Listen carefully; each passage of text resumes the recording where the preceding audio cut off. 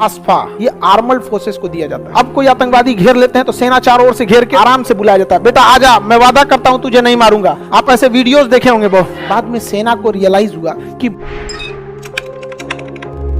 Armoured forces special power act ASFA कानून, ये अक्सर न्यूज़पेपर में सुनते होंगे आप।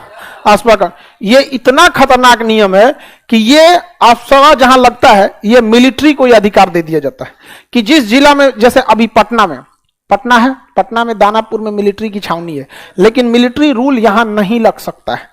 यहां पुलिस आएगी तो पुलिस, यहां मिलिट्री को भी पुलिस से परमिशन लेना पड़ेगा। कुछ यहां मिलिट्री किसी के घर की तलाशी नहीं ले सकती है। तलाशी लेने का अधिकार किसको है? पुलिस। लेकिन अगर पटना में क्या लग जाए, ASFA पहाड़ में गोले पुलिस बंदूक लेके घुसेगा, 5 गो कमांडो 2 बजे रतिया को धाए धाए दरवाजा पीटेगा, सब तनी सा लेट हुआ तूर देगा, सोचा बाद में आना तुमने, सबको चेक कर देगा सब जहां था।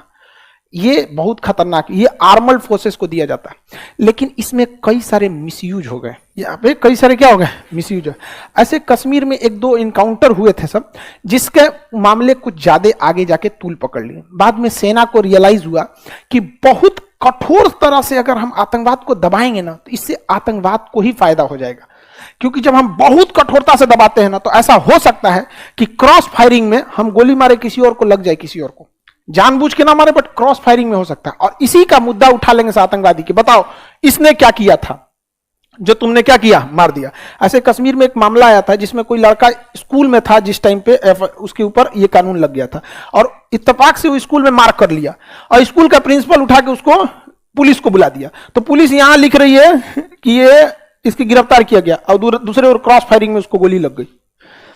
ऐसा मामला आतंकवादी खोजते हैं सब। तब आर्मी ने रियलाइज किया कि हमने तो ASFA कानून लाया था आतंकवाद को कम करने के लिए।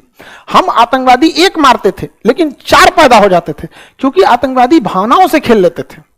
तब सेना ने अपने चीजों में बदलाव किया, ASFA नियम को हटाया।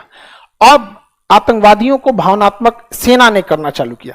अब कोई आतंकवादी घेर लेते हैं तो सेना चारों ओर से घेर के गोली चलाती है ताकि उसकी गोलियां खत्म हो जाए। जब गोलियां खत्म हो जाती है तो आराम से बुलाया जाता है, बेटा आजा, मैं वादा करता हूं तुझे नहीं मारूंगा। आप ऐसे वीडियोस देखे होंगे बहुत। समझ में आ गया कि नहीं? इससे आतंकवादियों का मनोबल टूट जाता है। कहते हैं कि नहीं, हम फौज को जितना गलत समझ रहे थे उतना गलत नहीं। बहुत बार आतंकवादी सरेंडर नहीं करते हैं तो उसकी मम्मी को, पिताजी को या बहन को बुला के लाया जाता है कि देख ले तुम यहाँ पे, तुम इसके लिए। तो माँ भी माइक में बोलती है कि बेटा तू सरेंडर कर दे, मैं वादा करता हूँ सेक्शन ऑफिसर या फिर कमांडर इन चीफ है या सेक्शन 2 IC है, जो भी है, ये छोड़ देंगे। और सेना उन्हें छोड़ भी देती है। सेना पूरी डिटेल लेके पूरा क्या कर देती है, छोड़ देती है वहां पे। बाद में उस पर नजर रखा जाता है यहाँ पे। और ऐसे जब किसी को मौत के मर रहा होता है ना, अगर कोई इंसान मर रहा है, मौत एकदम पास आ चुकी है और उस समय जो उसे बचा लेगा ना, वो उसे जिंदगी भर साथ नहीं छोड़ेगा। तो एकदम सेना के हाथ में बंदूक था और तब सेना जब छोड़ती है कहती देखो अगर ये बंदूक तुम्हारे हाथ में रहता ना, तुम हमें मार देते, लेकिन मेरे हाथ में, हम चाहे तो तुम्हें मार देंगे, लाश भी नहीं मिले घर में, लेकिन हम तुम्हें जिंदा लौटा रहे हैं। ये फर्क होता है एक पाकिस्तानी एक हिंदुस्तानी में। तो इसका काफी पॉजिटिव इफेक्ट पड़ा। इसका क्या होगा, काफी पॉजिटिव इफेक्ट पड़ा।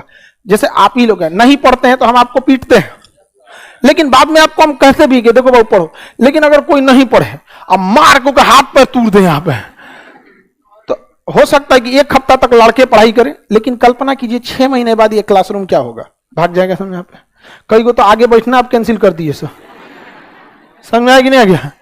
यहाँ आप लोग का ही बंद हो जाए। अब समझ में आ रहा है कि नहीं आ रहा? आर्मी में सेक्शन 2 IC रैंक कौन होता है? सेकेंड इन कमांड होता है। किसी भी चीज का सेकेंड इन कमांड होता है, सेकेंड इन कमांड 2 IC।